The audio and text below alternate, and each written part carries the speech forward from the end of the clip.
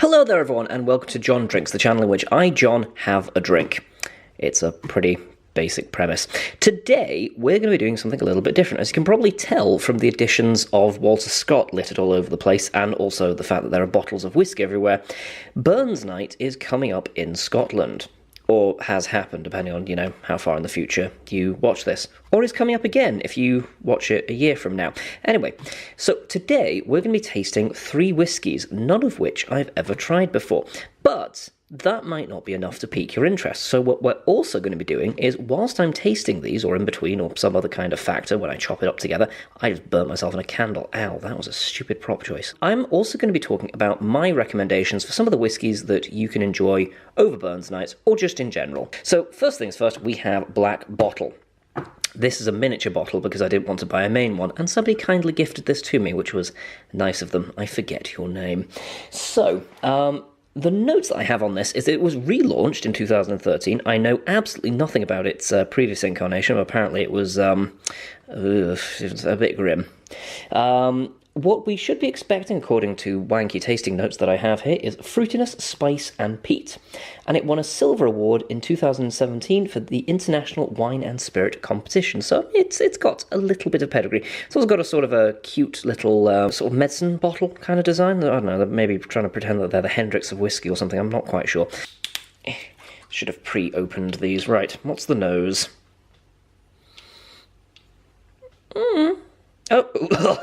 Oh, that would take a second to kick in.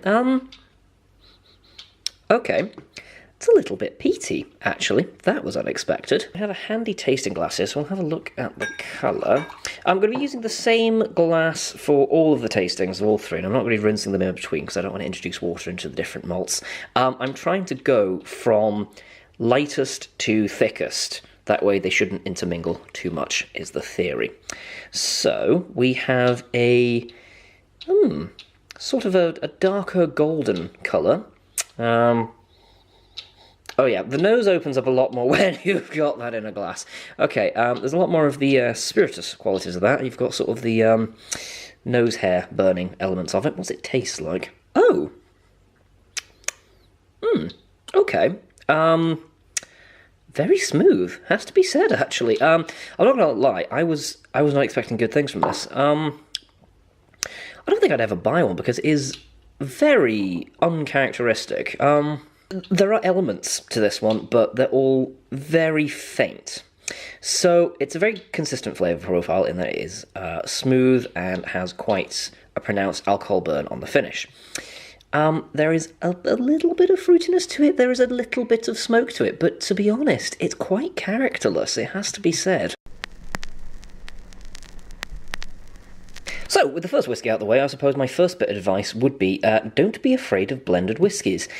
That one that we just tried was pretty characterless. However, there are actually some very good blends out there. What put most people off of blends is the fact that a lot of the cheaper stuff on the market tends to be the stuff that people try first. In fact, a lot of that stuff is why a lot of people say they don't like whiskey. I know I certainly did. One of my first whiskies was a Grant's. Enough said. There are actually a lot of high-quality blended whiskies out there. Blending itself is actually a bit of an art form. It became very popular in the Victorian period. Top tip for actually buying a blend is do a bit of research. You want to try and avoid the stuff that has a proportion of grain whiskey, either like a high proportion of grain whiskey or indeed any grain whiskey at all. There's actually plenty of vatted or single malt blends now, which, just as the name implies, use single malts together. Grain whiskey is the cheaper stuff that's usually used to cut more expensive, basically to make it cheaper. Blends do have the advantage of being more consistent. They're more for sort of mixed drinks, so if you don't necessarily like your whiskey neat, but you still like the flavour of whiskey and you want to use it as part of something, blends are an excellent way to go. They're also really good for cocktails because they don't mind being blended with things. One of the key players of the last few years that I've noticed has been Monkey Shoulder. That's made from 3 Speyside blends. It's a high quality whiskey. It's got awards coming out of its arse, and it's also quite inexpensive. It's at £25 for a bottle, which if you're used to famous grouse prices, you might be like, oh, that's a bit steep. The quality of it is like incomparable is the thing, so it's well worth giving a go. Some of the Johnny Walkers are also known to be some of the better stuff as well. There is also another one which I've noted down, which is called Timorous Beastie, and I do actually have a tin somewhere with that on. There it is. I can't quite get this all into shot because of how comparatively massive it is. That's as good as you're going to get. I think hanger boot. Yeah, production values. Cool. So, this one is a little more pricey. It's made from Highland malts, including Dalmore and Glengoyne, and the whisky even references Rabbie Burns to a mouse. So, if you're having a Burns night party, this could actually be a talking point. With that one out of the way, we're going to move on to this middle one, the Deanston 12. So this is probably the one that I have the fewest details on, so we're probably just going to get straight to the tasting. But what I do have is that it's bottled at 46.3%, because that negates any need for chill filtration, and we should be expecting a soft, nutty caramel flavour with a hint of salt. So maybe one for the Talisker fans, and we'll have to kind of see first. Oh no, I should have, again, so fiddly. Okay, what's the nose on this puppy? Okay, I'm getting a little bit of oak and an element of vanilla in there as well, so that's certainly interesting. Okay, let's give it a go. Alright, that's as much as I'm going to pour. We don't really need to look at the colour this time because it's a clear bottle. I've had this for a while, so God knows how much this has been UV damaged over time, but this is what we have to work with, so it's what we're going to try. A lot more sort of vinous fruits about this one, sort of like grapes or even stone fruits like plums sort of element to it. I totally get what they're on about the sweeter elements of it. There's a little bit of caramel on the back notes, and definitely a bit of a salinity to it too. So if you are a fan of your sort of salty malts, that's not what anyone would ever call them, but you know what I mean, then this could be something worth giving a go. Yeah, no, that was really quite a remarkable malt. The alcohol content of it is more evident by the fact that my throat is currently burning fairly significantly, but it is that sort of pleasing warming sensation that only a whisky can provide. I've not tried a great deal of Highland malts, it has to be said. I'm more of an Islay fan myself. I do like the peatiness of those kinds of whiskies. I like smoke in general. I like smoked things and I like smoky stuff. Strangely enough, though, I don't smoke. What's wrong with me? Closest I get to is enjoying a good bonfire night. I suppose I should move in with my second piece of whiskey tasting advice, and that is just going to be sort of general suggestions. So I've put a few notes down for a couple of different whiskies that people might want to try if they've not necessarily tried some, or if they want to go for the next step. So I've started with one called a Dalwhinnie. We stock this in the bar that I currently work in fact, that several bars that I've worked in have stocked it, for the simple reason that we kind of treat it as a starter malt. It's known itself as the gentle spirit, and there's a reason for that. It's just easy to drink. It has all the good characteristics of a classic malt. It's a highly regarded whiskey. It's a good 15-year-old, but it's also just not a difficult one to actually sip on, which is magnificent. It's won gallons of awards. Tasting notes for it are described as floral, crisp, and slightly sweet, so you can see why that kind of a whiskey might appeal to somebody who's not really drank a lot of whiskey before. If we're looking more for the smoky stuff, then I've got a couple of I've actually got hundreds of recommendations, but I don't want this video to be 10 million days long, so we're going to go with Lefroy 10. That's an obvious one to many people. Many people have heard of it, but it is sort of the quintessential one that if you've never tried it before, you do just need to give it a go.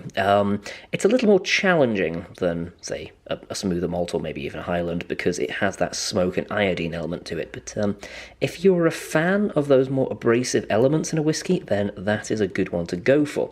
It's also quite inexpensive because it's a 10-year-old, but also it's sort of reached market saturation point where they can bring down the price of it a little bit, so it's not that difficult to get your hands on. The other one I'm going to recommend, which is also an Islay, is an Ardbeg, and I'm going to put the name up here because I can never pronounce that word. I have been known to call it an oogly boogly before now, and I don't know if that's a good thing or not. But basically, this whiskey is just an excellent choice. It's a slightly fruitier dram than the Lefroy, and a bottle normally sells for around about £50, so it's a good talking point, it's a good investment, or it could even be a good gift for a loved one. It does have a higher ABV, and there's a reason I picked that one as well. If you're doing a Burns night supper, then you're having things like haggis and mashed potatoes, and it's going to be quite stodgy food. Because it has a higher ABV, it will be able to stand up to the meal a lot better, and the overall flavour qualities of the whiskey will be able to come across better as well. It's also something that's just a little bit different if guests have never tried a smoky whiskey before. And if we're wanting to go down the weird and wonderful route, then there's also plenty of malts to give a go. Recently, distillers have been going more along the sort of wacky niche approach, and one of the more successful experiments has been the Glenfiddich IPA cask. It was the first of what is currently 3 experimental series, the other 2 being the 20 and the Winter Storm, I believe the other 2. Anyway, the IPA cask, as you would expect, it is finished in IPA casks, and it's built on the same moulds as things like a Balvenie, where it spends the last 6 months of its life in a sherry cask. This instead spends its last 6 months in beer barrels, which they get from the Speyside Brewing Company. No, me neither. But apparently they make good beer, and they gave a load of barrels to Glenfiddich, and it's crazy good. It really is. It is absolutely bizarre to taste a whiskey that marries beer qualities, and you would think that the two just wouldn't work, but they so do. I've tried it several times, and it's so good. Fun little thing as well, again, if you are entertaining, then you could have a little tasting session. One good thing to do about it is have a dram of the whiskey along with, say, like a half or maybe a can of a Scottish IPA on the side, and kind of have sort of a whiskey and chaser kind of a thing going on. It's a bit of fun, and it makes you look like you know what you're talking about. Alright, and lastly, we're on to our final whiskey. This is in a copper tube with a cork on it, and you might be like, oh, where did you get that snazzy flask? One of the advantages of working in a bar is we periodically get PR reps, and we have a thing in our chain of pubs at the minute where they're really, really, really trying to push this blended whiskey called Copper Dog, and apparently this is a Copper Dog. Not the whiskey inside, the whiskey is something else, but the actual flask, I suppose. Apparently this was used by cheeky distillers who would nick a bit of the whiskey by dunking it in the vats and then taking it home with them. Wasn't that fun? I thought it'd be quite a cool prop to use single drams that I've got my hands on through various means, rather than having tacky looking bottles. So it is not Copper Dog in this Copper Dog, it is actually a dram of Talisker Port Rye, which is spelt Ruighe. And, blimey, it took me a while to realise that it was pronounced completely differently from how it was spelt, because I was calling it Ruighe, or I think I tried calling it Rory at one point, actually, because, you know. So, the Rye is a Gaelic word which doesn't really have an English or a Scots translation. It kind of refers to a sort of rural lifestyle, something to do with sheep, I think it is. What that has to do with whiskey, I have absolutely no idea, and there's probably going to be somebody in the comments like, no, it means this. Great, cool. That's all I could find out on the internet, because the internet's resources on that one were quite sparse. The whiskey is finished in port wine casks, which I suppose is where the port bit comes from. So we're expecting sort of the same ripe red fruits kind of elements of this, and a slightly sweeter dram, I would have thought as well. So what's the nose like? Slightly perfumed, actually. Yeah, there's like almost like a floral fragrance to that. Not what I was expecting at all on the nose, actually. I was expecting more sort of a port, winey kind of an element to it, but okay, well, let's give that a go. Oh, I'm a fan of that. Oh, yeah. Oh, it's evolving. Okay, let me talk about what's going on in my mouth right now. It starts off with a very fruity and fairly sweet whiskey, it has to be said. You would almost think that's been mixed with something else. And then it kind of evolves into a sort of an oaky vanilla kind of thing, and you can feel it, well, you can sense it changing flavour on your palate, so it's quite an odd thing. And now what I'm getting on the aftertaste is total smoke. Kind of smoke and salt on the finish. It's, wow, that's like an everlasting gobstopper of whiskey. That's really quite remarkable. I've realised that the tasting notes of this haven't been very interesting. I was kind of expecting some of these to be rough as arseholes, to be honest, but they've all ended up being quite nice, and I have kind of ended up doing worst to best. Oh, this is very warming as well. Yeah, there is a little bit of a port element to that, actually. There's a bit of the overall dark fruit elements that you get with a good tawny port. But yeah, oh man, that is spectacular. Right. So, I'm going to make one more recommendation for a Burns night, and it's actually going to be, if you aren't a whiskey drinker or you're just not there yet with spirits, then you can always take sort of a step up without scaring your palate too much. So I'm going to recommend a whiskey liqueur. This is an example I've got because I just had this around. This is Drambuie, and I think most people are familiar with it in some way, shape or form. It's Scotch whiskey with heather, honey, herbs and spices, and it's much less abrasive than a lot of spirits can be when you first try drinking them. I'm used to them now, obviously, but if you're not really much of a neat spirits person, but you still want to be having something that is containing whiskey or of whiskey or quintessentially Scottish with a Burns night, then this or something like it might be very good. Oh no, also you can get things like Glaver. Maybe don't do Jack Daniel's honey, that might be going a bit far. But the good advantage of this is that it's sweet and it's easy to have over ice or mixed or even neat. It's perfectly palatable just on its own. And it's definitely a sipping drink, but also it's still a full 40%, so you're not really losing out on too much. If you're a fan of, sort of like, do you know what, I'd almost say these are like barley sugar sweets, in a way, with sort of a whiskey edge to them. I'm quite a big fan of it, and if you want to do cocktails, then there's plenty of drinks that you can make with Drambuie as well. The Rusty Nail being the most famous one, which is quite hilarious, because it's literally tip whiskey into it. That's the drink. I hope this was useful. I feel it went quite badly, personally, but hey-ho. I do want to point out, actually, whiskey is absolutely not my my area of expertise, but I thought if I challenged myself, I'd give it a go, and I'm not sure if that worked or not. But still, I got to use a snazzy pipe thing, so that was quite great. I want to know down below, though, what your recommendations for whiskies are.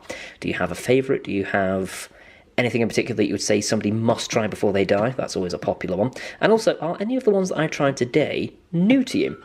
If so, let me know down below.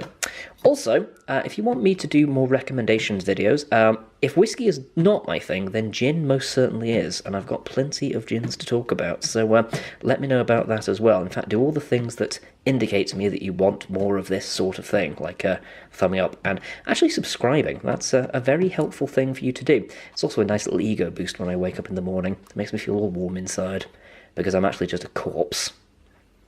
Happy Burns night, everyone.